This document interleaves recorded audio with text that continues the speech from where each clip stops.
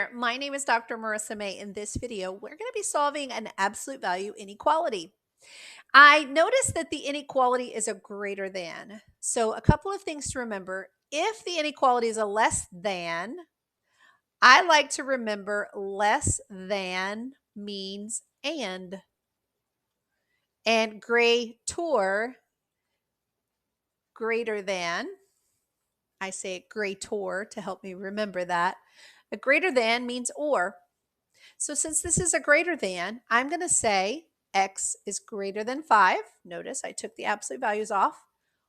Or x is, watch the two changes.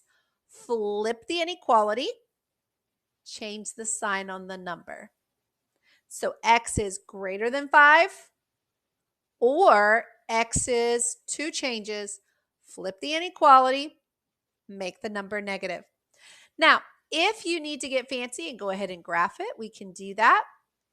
We're going to say x is greater than 5. There's 5. There's no equal to underneath that inequality, so I'm going to put an open circle there. And x is greater than 5. So I want to shade to where the numbers are greater than 5, and that's on the right. Or x is less than negative 5. So here's negative 5. Again, no equal to, so I'm going to use an open circle. And I'm going to shade where the numbers are less than negative 5, and that's to the left. If you want to go one step further, you can write an interval notation. For the shading on the left, you'll notice that it starts at negative infinity and it ends at negative 5.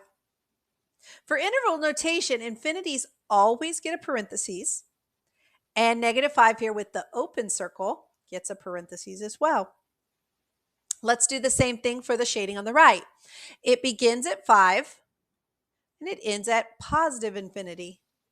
Infinities always get a parentheses, and 5 has an open circle, so it too gets a parentheses. And then one more symbol, we say the union of the two of those. So we put a U in between them.